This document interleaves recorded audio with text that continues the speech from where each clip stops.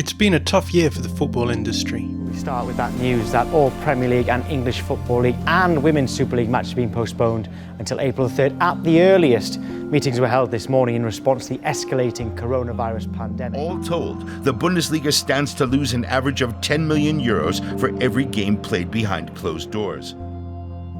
Of course, it's one thing to lose money through a lack of gate receipts. It's another thing to lose money through a lack of television revenue. But that is precisely what is happening around Europe.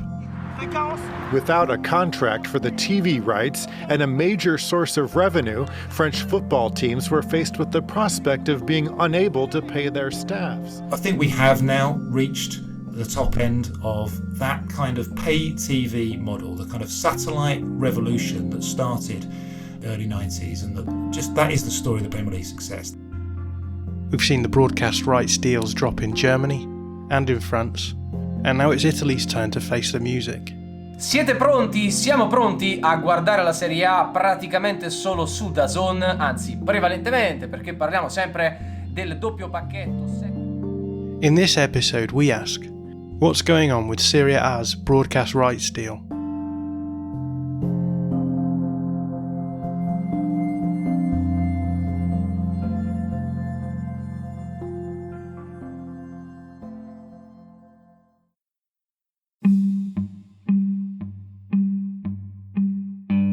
It's a crucial time for Italian football because as a sport it's in a perilous situation, not just because of COVID, but because of a lack of investment in stadiums. David Hellier covers football business for Bloomberg. It's got used to having a very strong presence from Sky. Sky itself, under new ownership of Comcast, is not quite as focused on sports rights as it used to. The rise of DAZN is interesting, but probably not sufficient to bring in the big bucks that the Italian clubs need.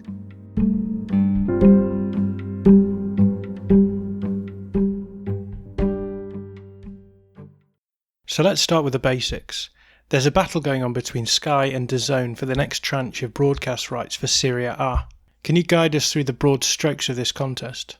So for the first time ever, really, a streamer, DAZN, has bid more than the incumbent broadcaster, the sort of old-fashioned technology of cable in Sky. And DAZN has pitched 850 million euros, which in itself is still not really anything like what the Italian league wants. Sky has gone even lower. So, neither bid has been satisfactory. But you also have this kind of, new kid on the block thing. I mean, are people certain that DAZN is there to stay? Is it going to be another media pro let France down so badly? So there's all these kind of issues going on in the background. So DAZN has offered 850 million euros and Sky has only offered 750 million euros.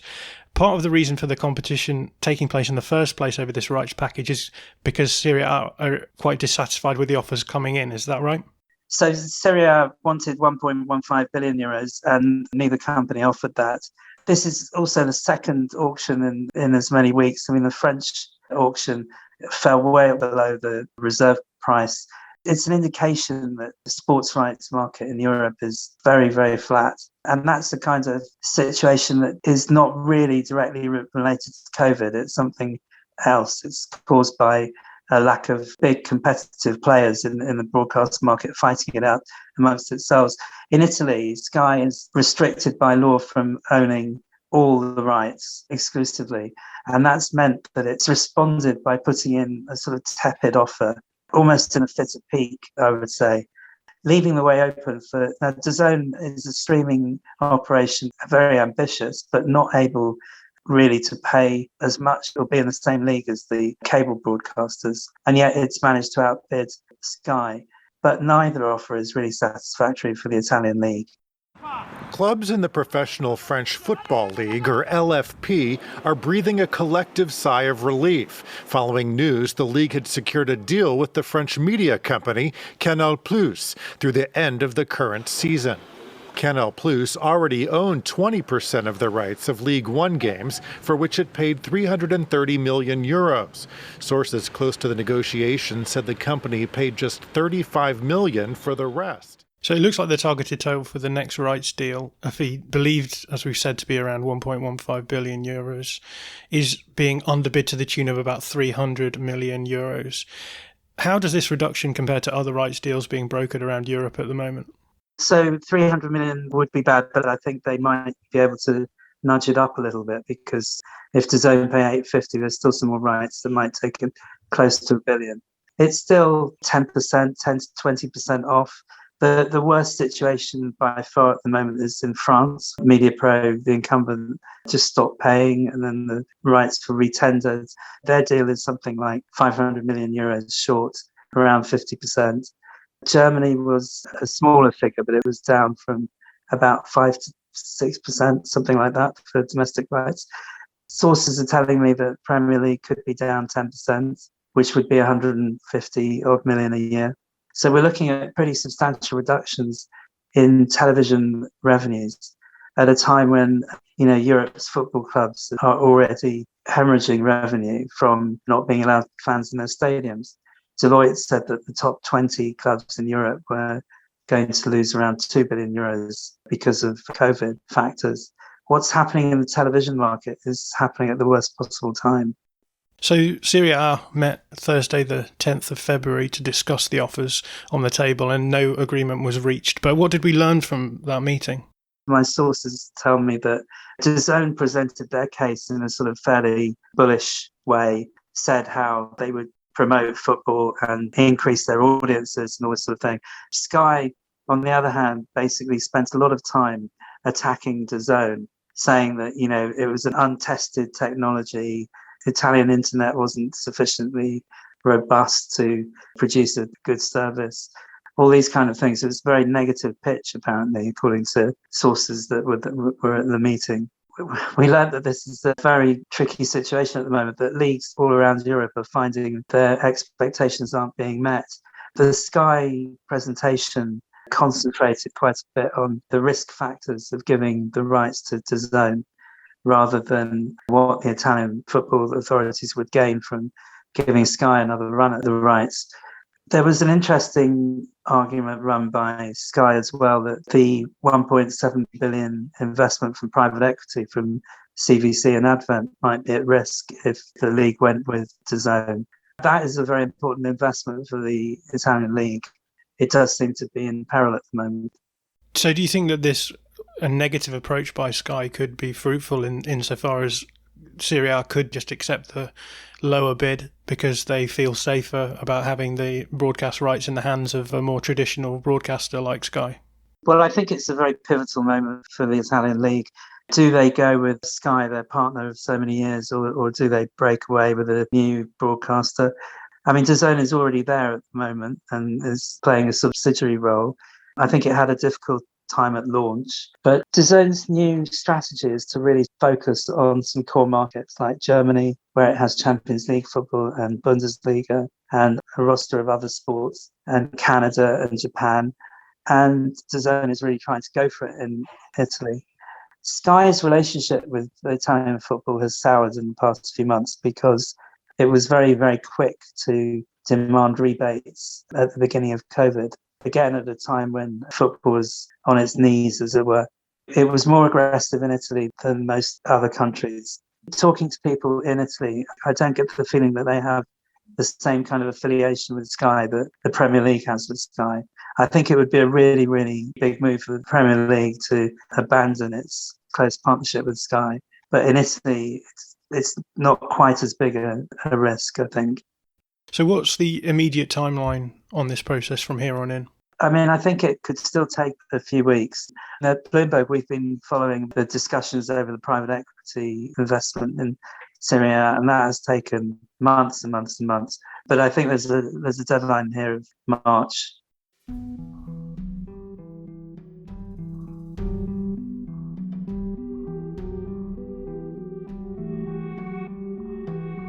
Could you tell us a little bit about DAZN and how they are viewed within the broadcast rights landscape? Well, first of all, they like to think of themselves as the Netflix of sport. DAZN, otherwise known as The Zone, is the first global pure sport live on-demand streaming service, as it's told on their website. As soon as it got media exposure, it was referred to as the Netflix of sports.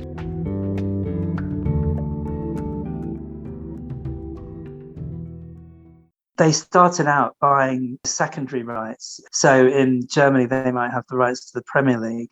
In Spain, they might have the rights to Bundesliga. At the beginning, the idea was not to take on the incumbent broadcasters and go for the primary rights in a particular market. But the strategy has sort of changed quite a lot in the last couple of years. First of all, they made big moves in America, in boxing and in baseball, neither of which seem to have been too successful. They've now got a global launch in, they say, 200 countries, which is kind of almost a soft launch, really. I mean, if you can get to DAZN in the UK and it's only got boxing and only a limited amount of boxing, but one feels that, they're testing out various markets.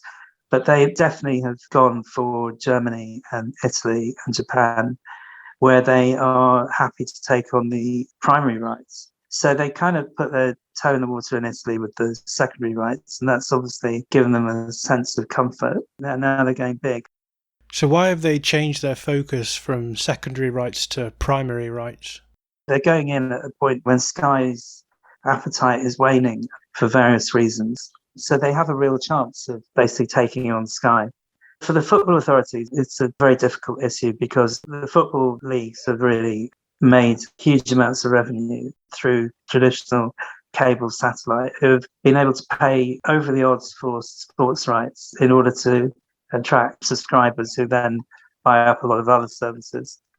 That has been a goldmine for the football leagues and for football clubs. Their capacity to do this is now under immense strain because of the way that consumers are sort of cutting their subscriptions to these things and going for more flexible models like Netflix, which is, a sort of streaming mechanism where you're only paying $9.99 rather than £40 a month. Consumers are picking and choosing between streamers like Disney and Netflix. And DAZN has come in, as the sports streamer of choice. But of course, DAZN can't afford to overpay for football because they need to make a return on their investment, which is simply based on the number of subscribers that subscribe to their sports package. They're not trying to bring them into general entertainment or anything like that. So basically, as far as the football authorities are concerned, it's hard to see where they're going to get the same kind of revenues from that they got in the past. No doubt this shift online that you're talking about is only a matter of time. I'm interested in how you think it's going to change the broadcasting landscape in general. It will give us more choice. You'll be able to watch almost anything, any game, even amateur semi-professional games through the likes of Kuju, which is owned by 11 Sports. But at the same time, I fear for the financial wealth of the game because I think the game really benefited from, a couple of powerful broadcasters in each market that were going head-to-head competition for football, like in the days when BT and Sky pitched against each other in England. They went full on at each other, or even before that, Satanta, meaning that prices went up and up and up. I'm not sure that the streamers or Amazon or any of the tech companies, certainly in the early days, will go for football or sport in the same way. Amazon talk about it as a nice-to-have addition to their portfolio. That's not the battering ram that Sky used to talk about in the early days, when without football, Sky would never have really taken off. In 2017, shortly after the kingdom and three of its allies imposed a land, air and sea blockade on Qatar, a new television network was unveiled named BOutQ. The new channel was nothing more than a piracy operation that stole the signal and output from beIN Sports, the Qatari-owned subscription-based sports and entertainment network, and rebroadcast it around the world. This is obviously quite a volatile moment in the history of broadcast rights in Italy. We've already talked about the collapse of the MediaPro package in France, but Serie A are also in danger of losing beIN as a rights holder in the Middle East. I'm interested in how you think that will impact this deal with DAZN and Sky, with the battle that's going on there. Do you think that Serie A are going to jump at the chance of making sure they have this rights deal over the line because they are going to have to worry about renegotiations of foreign rights deals as well? Serie A is going to have to lower its expectations overall. they're going to have to make a strategic choice between DAZN and Sky that might not be just based on the financial top line. In terms of beIN, I think beIN's impact in deflating global rights generally has been pretty huge. I remember when they were being pirated in Saudi Arabia, and they were saying, okay, we've had enough of this. We've been buying what we thought were exclusive rights, and we haven't got the value from them because they're all being pirated in the Middle East. So leagues have got to help us sort out this piracy issue. And some of the leagues did help them, like the Premier League. They put in huge amounts of legal resource. They fought the piracy in Saudi, and beIN remained close to the Premier League. And the Premier League is incredibly popular in Middle East, so beIN renewed its contract. Serie A, on the other hand, not only didn't provide tremendous support to beIN over the piracy issue, they also went to Saudi Arabia. They staged their Super Cup games in Saudi Arabia, which was a flagrant disregard of beIN's complaints. I don't know what would have happened if Serie A was the most attractive football league in the Middle East, because they may have just sucked it up and renewed the contract. But they've said publicly that, it's not watched that much in the Middle East. So they feel that they're not really losing very much by not bidding for it. It remains to be seen whether the Saudi broadcast comes in and bids for Serie A and comes up with some money. But the same experience happened to Bundesliga a few months ago, and they're still looking for a broadcaster in the Middle East. On top of this, as you've already mentioned, there are a group of investors, including Advent International and CVC Capital Partners, who are looking to buy a 10% stake in a new commercial entity that's being set up to control the broadcast rights for the Italian league. Last week, this group wrote to Serie A's 20 clubs to say they would withdraw their offer unless there was an immediate ratification of that agreement. What impact do you think this has had on the Serie A rights deal? I mean, it should focus Serie A's minds, I think. In a sense, might make them more risk averse.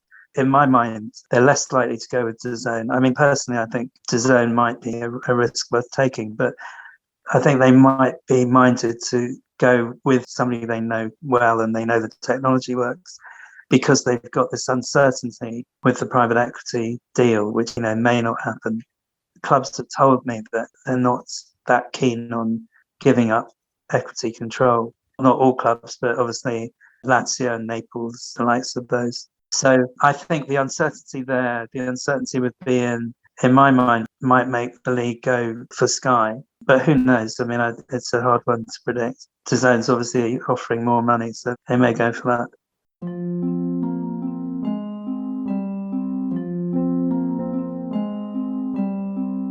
Looking finally at the big picture, we're seeing a few broadcast deals around the world being renegotiated post-COVID.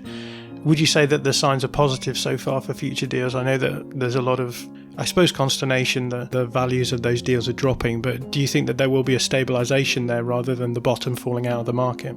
It's hard to say. I mean, I have spoken to one or two analysts this week about the Premier League, and Claire Ender's analysis is talking about a 10% reduction. I guess that's not the end of the world, but after years and years and years of seeing TV deals go up, and then I remember the last one, just ahead of the last one, Ed Woodward at Manchester United and other owners were saying, hey, we're going to get Amazon, we're going to get Facebook, it's all going to be great. I think there's going to be a lot of disappointment about the fact that these deals are kind of coming off their top. Having said that, there is a certain resilience. I mean, the content itself is still very much in demand. I mean, there's a question mark, I think, longer term. I mean, people talk about the younger generations and whether they're really going to watch live games in the same way that people do at the moment. So there are some issues longer term, but I think in the short term, there's lots and lots of demand for these spectacles, really.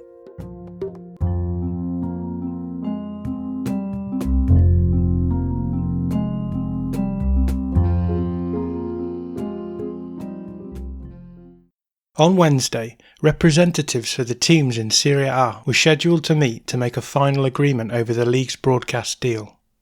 When 9 of the clubs, all of whom were against DAZN's bid, didn't show up, the meeting was postponed. The battle for Serie A rights goes on.